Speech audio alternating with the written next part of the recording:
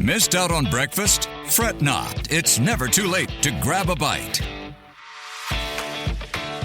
On Breakfast Bites today, we are going to be talking about beards in honor of World Beard Day, which falls on Saturday. Now, it has been, some would argue, a symbol of manliness since time immemorial. In fact, in many cultures, the beard has often been a representation for many masculine virtues, including wisdom, strength, high social status, especially in warrior cultures. First things first, guys. Your thoughts when you see a man with a lush facial forest? Yeah, the image that comes to mind is a Viking, like Thor. Yeah. Oh, okay. Interesting. Speaking of which, before I get to your answer, Audrey, the origins of World Beard Day have been lost to history, but some believe there is evidence showing that the Danish Vikings have held a day in honor of their beards going back as far as 800 AD. Ah, okay. Anyway, your thoughts on bearded men?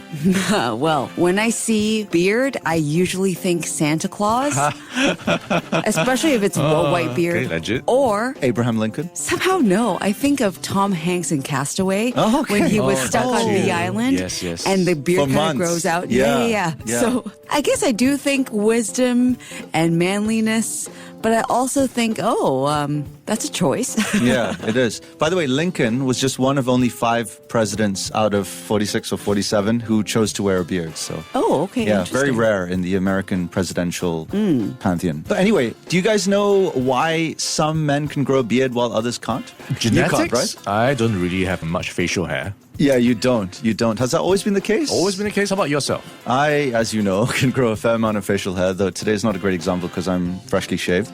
But genetics is one, age is another, ethnicity is a big one as well. According to a 2016 study, Chinese men generally have less facial hair growth than Caucasian men. Facial hair growth in Chinese men tends to concentrate around the mouth, while Caucasian men tend to have more hair on the cheeks, neck, and chin. Okay. Have you ever grown your facial hair out to see how long it can go? Like a castaway length? Yeah. Can No. you sport a Thor look? Or I could. Okay. Probably would take me about 6 to 8 months, Yeah, I'll take a few years. but very irritable. Yeah. Yeah. I get- Itchy, right? Yeah, it gets itchy after even a week, so I typically shave once a week. A clean shave, I mean. Okay. What sorts of messages does a beard send and why? Well, we've got masculinity, we've got aggressiveness and dominance, and we've got maturity.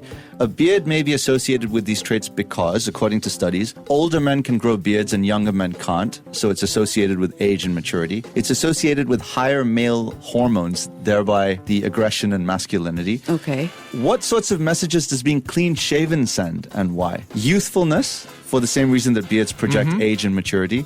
One study, I know this is quite dated, 1991, had 48 people, both male and female, rate 16 faces with various stages of hair loss and facial hair. Clean-shaven faces were regarded more favorably, more attractive, and more sociable. Thoughts? I would agree with that. I think there's something nice about a clean-shaven look. You could see the person's entire face.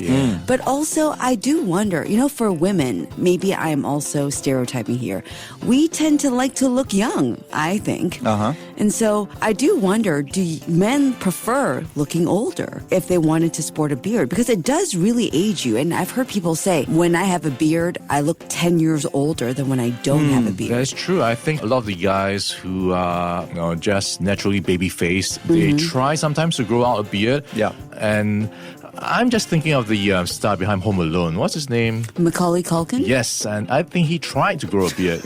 Oh, yeah, a just little to straggly. But failed miserably. older. Yeah. And then in that movie itself, Home Alone, there was this guy who was knocking his door, who turned out to be the good guy anyway, who was helping out. I think the homeless man, and he had a beard as well. Yes. So I think it does come across as intimidating Yeah. at first glance. So you have that image going on. Yeah, you do. That being said, women perceived full beards as indicating better parenting skills. I know your husband doesn't grow a lick of hair, Audrey. He does. So what do you think about that Whoa. statement? First of all, I would say that he's got a little scruff, but he is a very clean-shaven Fair guy enough. in general. Yeah. What do you think about that statement? I wonder if that's just tied to you look older and with age comes experience and you would know how to handle this child.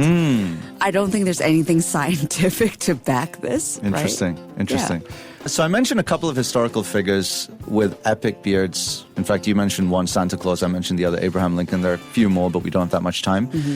In terms of bearded world records, the longest beard recorded by Guinness was set by Hans Langseth By the time of his death, his beard had grown to an impressive 17 feet and 6 inches. That's almost 3 times my height. Wait, so it's just dragging on the floor? Absolutely. Wow, Absolutely. Hans. How about this one? The biggest weight lifted by a human beard. In 2013, Antanas Kontrimas of Lithuania used his beard to lift a 140-pound woman. How does that work? Like, you hold it like a hammock? I have no idea. Gosh. Something like that. Maybe someone had to be on the other end of his beard, to your point, to hold it like a hammock, to make sure there was enough balance. Oh, that's Or wild. just wrap her up and then pull her up like a pulley.